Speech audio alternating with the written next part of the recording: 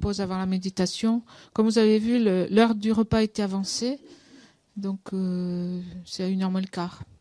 Pour ça, la méditation est plus courte. Mais on essaie d'être là vers les quarts pour vraiment commencer la méditation.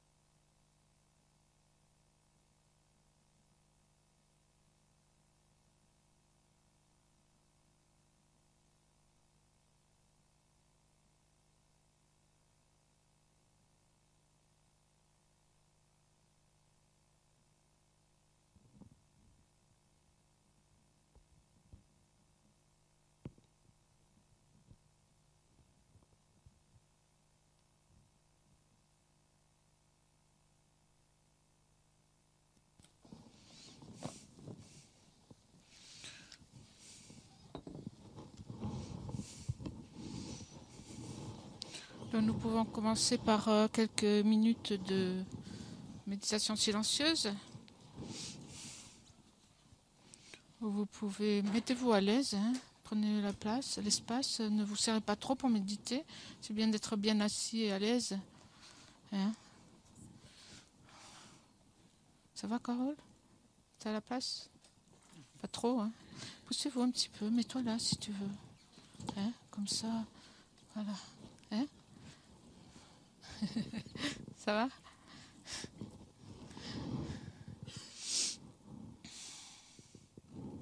Donc on peut commencer par quelques minutes de méditation silencieuse où on peut particulièrement poser notre attention sur le corps et la sensation de la respiration.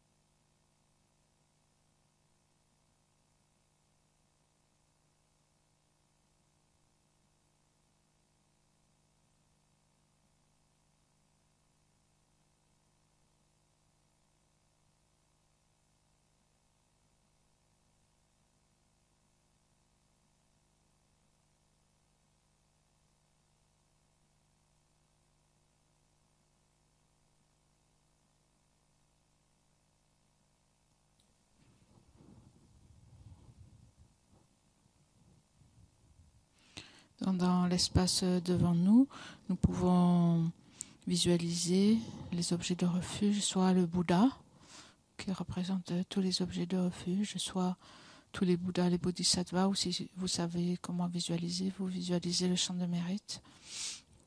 Et nous prenons refuge, développant la bodhicitta et offrant la prière à cette branche, ainsi que l'offrande du mandala. Jusqu'à l'éveil, je prends refuge en le Bouddha, le Dharma et la communauté suprême, la Sangha. Jusqu'à l'éveil, je prends refuge en le Bouddha, le Dharma et la communauté suprême, la Sangha. Jusqu'à l'éveil, je prends refuge en le Bouddha, le Dharma et la communauté suprême, la Sangha. Grâce aux deux accumulations rassemblées par cette méditation, puisse-je devenir un Bouddha afin d'être bénéfique à tous les êtres. Grâce aux deux accumulations rassemblées par ma pratique de cette méditation, puisse-je devenir un Bouddha afin d'être bénéfique à tous les êtres. Grâce aux deux accumulations rassemblées par ma pratique de cette méditation, puisse-je devenir un Bouddha afin d'être bénéfique à tous les êtres.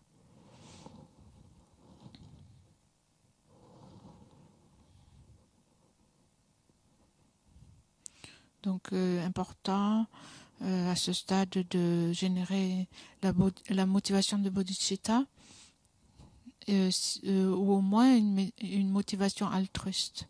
En pensant, je fais cette méditation, en fait, on va méditer sur les défauts de l'attitude qui concerne à se chérir soi-même. Et donc, nous faisons cette méditation, pas juste pour nous, mais justement pour mieux reconnaître cette attitude d'égoïsme ou de narcissisme qui considère toujours que je suis la personne la plus importante et qui porte atteinte, en fait, qui porte du tort à moi-même et aux autres. Et donc pour diminuer, pour reconnaître et diminuer cette attitude qui est négative, et donc évidemment pour le bien de tous. Donc c'est important de développer une attitude altruiste le plus large possible. En pensant, donc, comme on a fait hier, tous les êtres veulent le bonheur, tous les êtres veulent être libérés de la souffrance. De ce point de vue, il n'y a pas de différence entre moi et les autres. Et donc, en ayant dans notre cœur le bonheur de tous, nous nous engageons dans cette méditation.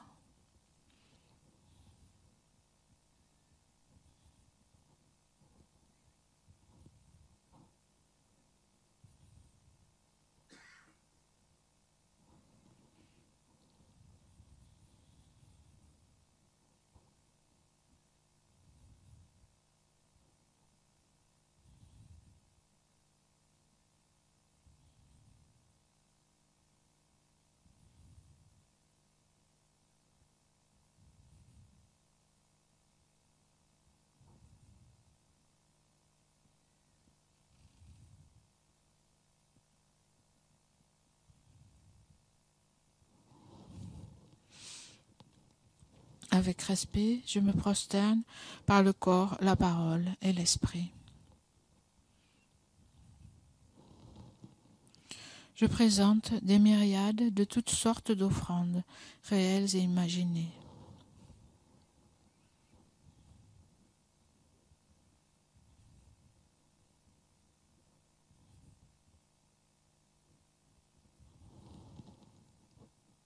Je confesse toutes les actions négatives accumulées depuis des temps sans commencement.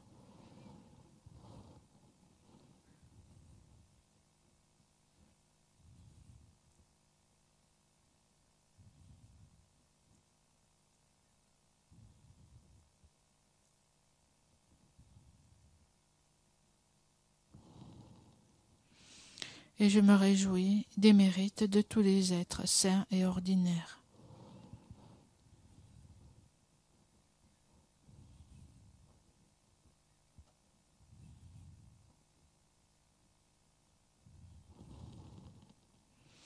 Ô maîtres et Bouddhas, demeurez, je vous prie, jusqu'à la fin du samsara et tournez la roue du dharma pour les êtres.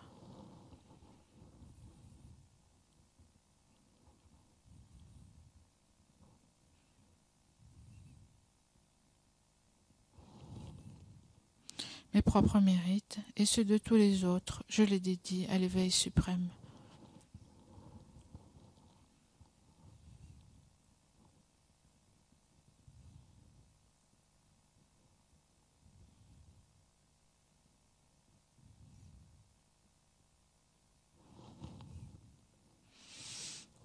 Cette terre ointe d'encens, jonchée de fleurs, ornée du mont Méro, des 4 continents, du soleil et de la lune, je la visualise comme un chef de Bouddha et l'offre.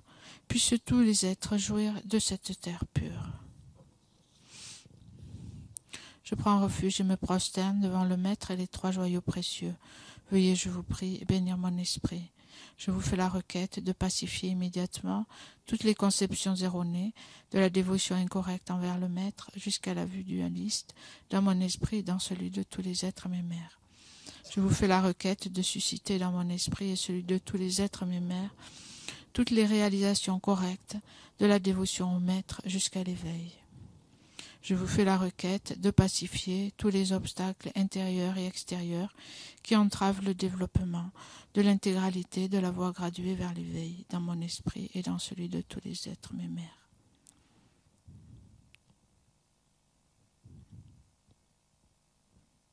Idam Guru Rana Mandala Kamniyatayami. Précieux et glorieux, Maître Racine, veuillez demeurer sur le lotus et le disque de lune au-dessus de ma tête. Dans votre grande bonté, veuillez me guider et m'accorder les réalisations de votre corps, de votre parole et de votre esprit. Dans votre grande bonté, veuillez me guider et m'accorder les réalisations de votre corps, de votre parole et de votre esprit. Vous êtes l'œil qui contemple l'immensité des enseignements, la porte d'accès suprême à la libération pour les êtres fortunés. À l'aide de vos moyens habiles, vous nous pacifiez avec amour. Ô Maître spirituel qui nous éclairez, je vous invoque. Puissais-je à aucun moment ne laisser surgir en moi la moindre vue fausse envers les actions du Maître glorieux. Puissais-je considérer toutes ces actions comme pures et avec cette dévotion recevoir les bénédictions du Maître dans mon cœur.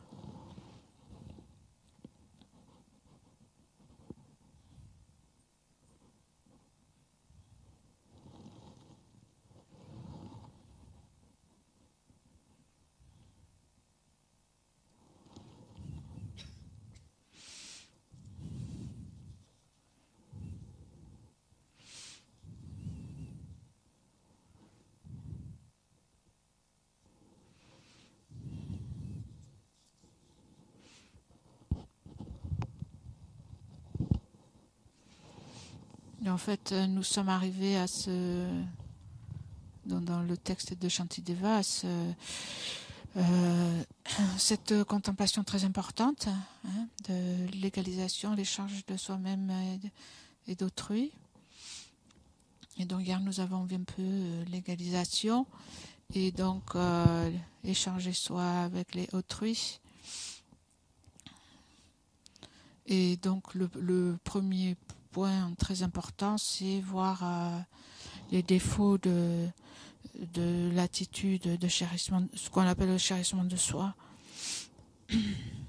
ou on peut dire l'attitude égocentrique.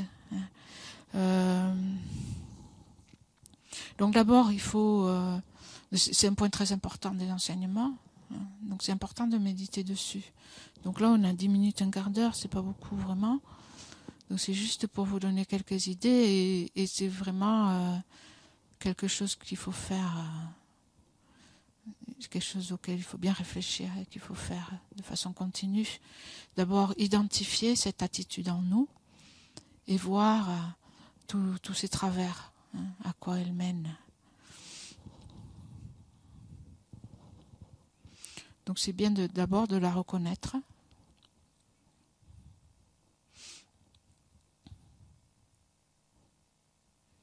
Donc, en fait, c'est ça, c'est donner l'importance exagérée qu'on donne à soi-même et à ce qui m'arrive à moi. Et en fait, le fait de vouloir, le fait que mon bonheur soit plus important que celui de quiconque, que le plus important que celui des autres.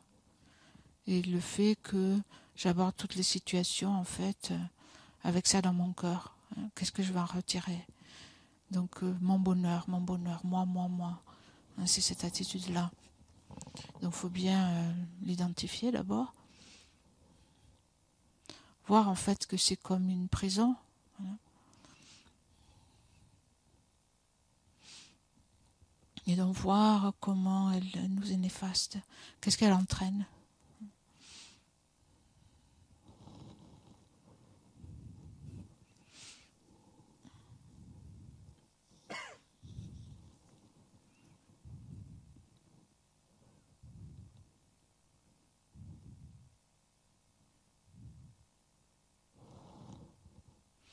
D'abord, on peut penser au fait que, par exemple, on a dit que moi et les autres sommes égaux. Hier, on a parlé de ça, dans le sens où on ne veut pas souffrir, on veut tous être heureux. La souffrance des autres leur fait aussi mal que la mienne et leur bonheur est aussi important. Mais une des différences, c'est que les autres sont très nombreux. Ils sont innombrables. Et moi, je suis une seule personne. Déjà, on peut réfléchir au fait que qu'est-ce que le bonheur d'une personne par rapport au bonheur d'innombrables êtres?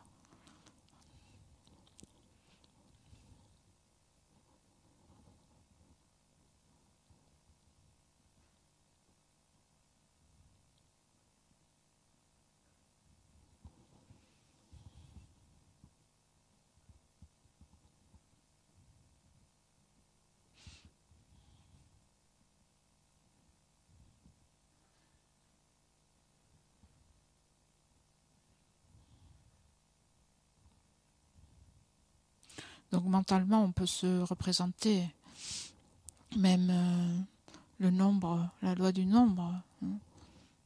Par exemple, si quelqu'un vous offre 1 euro, il vous dit vous avez le choix entre 1 euro et 100 euros,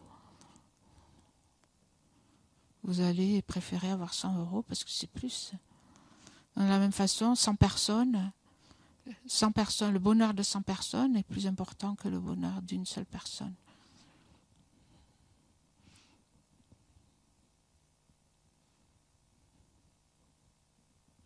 Et donc le bonheur d'innombrables personnes ou êtres, évidemment, est beaucoup plus important aussi. Le bonheur d'une personne est négligeable par rapport à ce nombre.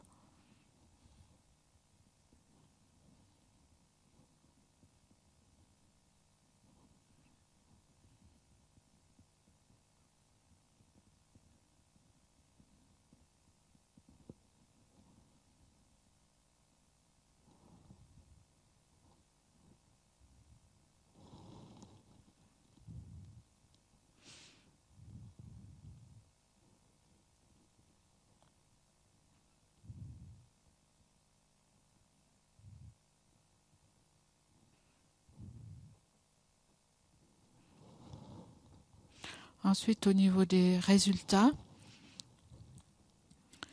on peut dire qu'il y a une grande différence entre les résultats de l'attitude qui est centrée sur soi, qui considère mon propre bonheur comme une priorité, et l'attitude qui chérit les autres d'abord. Au niveau des résultats de ces deux attitudes, donc comme le dit Shantideva, tous les bonheurs du monde viennent du souhait du bonheur d'autrui. Tous les malheurs du monde viennent du souhait de son propre bonheur.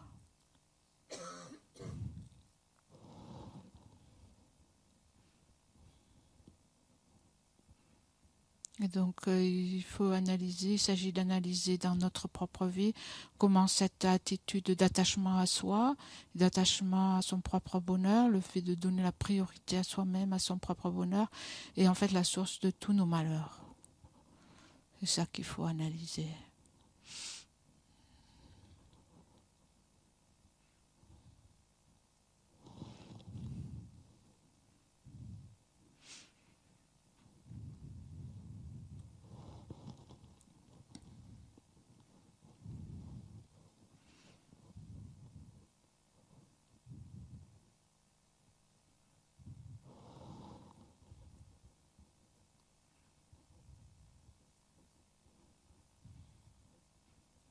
Donc on peut voir que si je suis sous l'influence de cet égoïsme ou de ce narcissisme, cet égocentrisme, en fait j'ai une perspective très étroite sur les situations dans lesquelles je suis, parce qu'en fait tout ce que je pense, je suis fixée sur moi-même et sur qu'est-ce que je vais retirer de cette situation.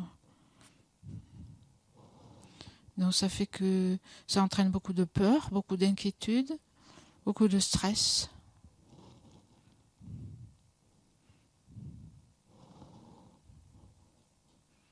Parce que j'ai beaucoup d'attentes. Et donc ça rend, si je suis dans ce genre d'état d'esprit, je suis très vulnérable en fait. Vulnérable à tout ce qui peut être contraire à mes attentes. C'est-à-dire je suis facilement blessée. Même des choses très importantes en fait, qui n'ont aucune importance, vont me blesser facilement. Je fais de moi-même une cible.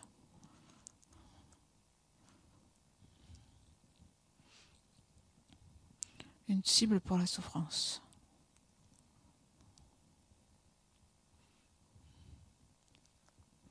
Donc en fait, plus je me chéris moi-même dans ce sens-là, plus je suis centrée sur moi-même, plus je vais souffrir.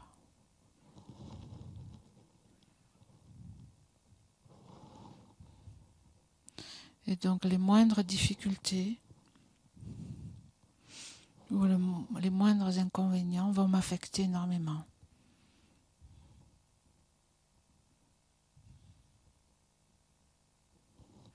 Donc je vais réagir à tout ça.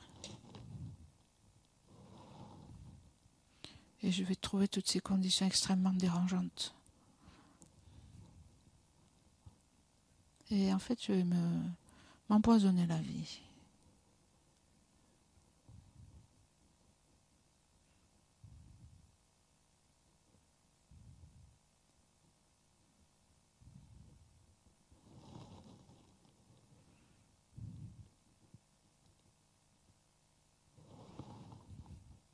Je vais avoir peur aussi de toujours perdre quelque chose. Donc c'est cette attitude qui induit ce sentiment constant de perte imminente.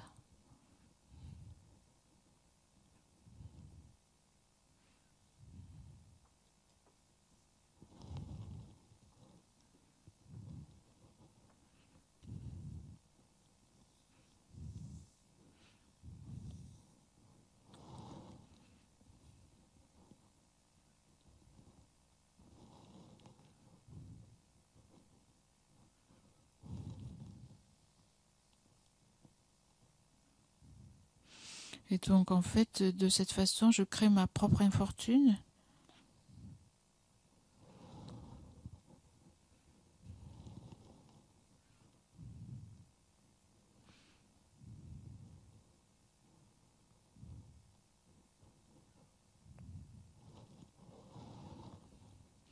Et donc on peut aussi réfléchir à la façon dont cette attitude est la source de toutes les perturbations, toutes les émotions négatives. Donc quel genre d'émotion si je suis dans cette attitude où j'ai toujours besoin de me protéger, je suis facilement blessé, peiné.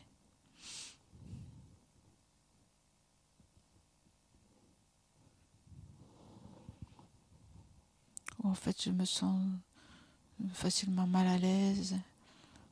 Quelles émotions cela provoque en vous, ce genre de situation?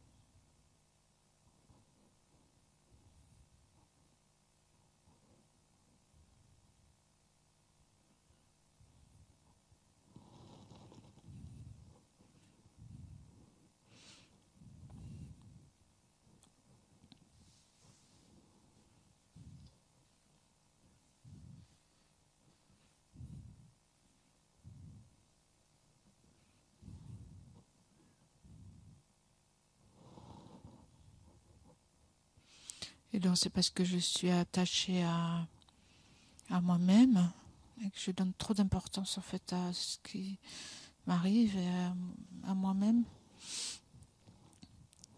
que je deviens par exemple envieux des autres au lieu de me réjouir de leur bonne fortune.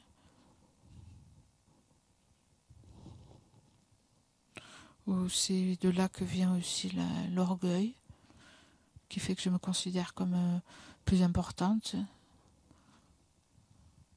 comme la meilleure en fait. Et donc qui fait que j'ai tendance à rabaisser ou à mépriser les autres, à penser qu'ils sont moins que moi.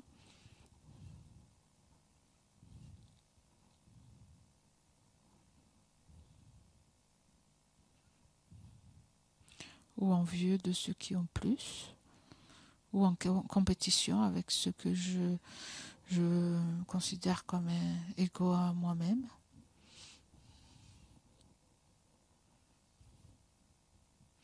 Ou que j'ai toujours besoin de comparer, de me comparer aux autres, de comparer ce que j'ai à ce que les autres ont.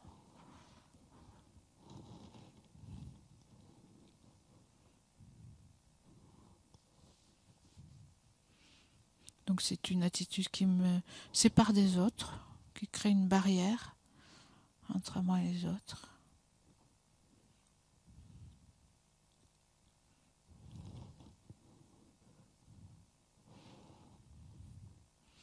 Qui fait aussi que, à cause de l'orgueil, j'ai du mal à respecter les autres. Et même en fait à respecter les maîtres spirituels. Et donc j'ai du mal évidemment à apprendre des autres.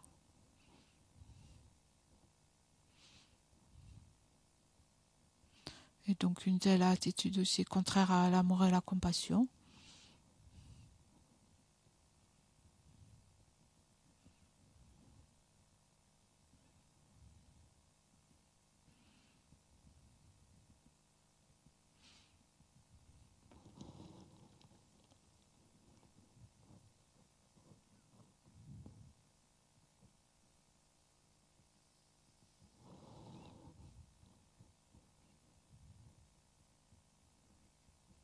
Donc en bref, cette attitude nous conduit à agir négativement, aussi envers autrui, et nous empêche de développer des qualités indispensables.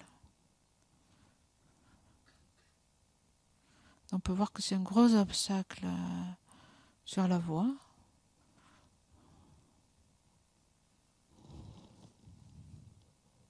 En fait, c'est le plus grand obstacle qui nous empêche d'avancer vers la libération, vers la paix, vers le vrai bonheur.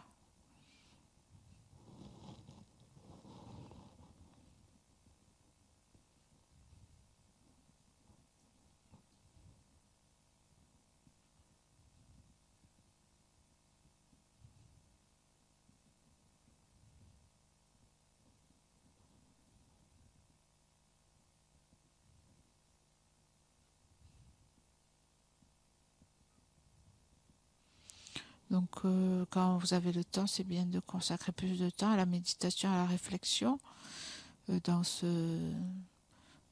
cette direction, un peu dans ce style, de voir, de réfléchir en profondeur sur tous les inconvénients qu'entraîne cette attitude.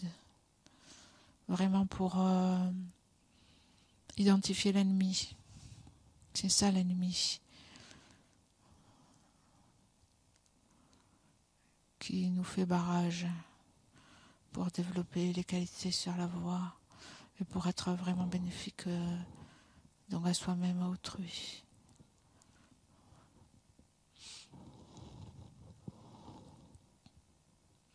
Donc nous dédions l'énergie positive de la méditation dans ce sens pour qu'elle nous aide sur cette voie,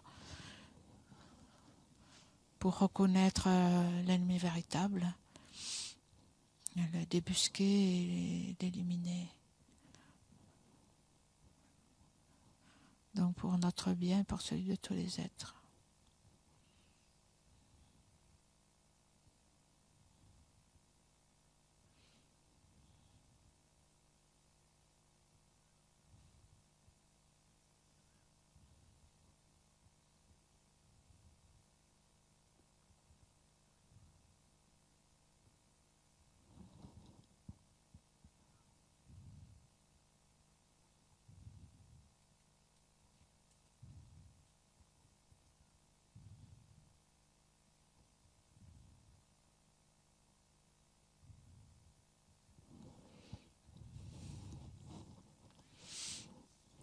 Et donc nous pouvons faire l'offrande de nourriture qui se trouve à la page 207.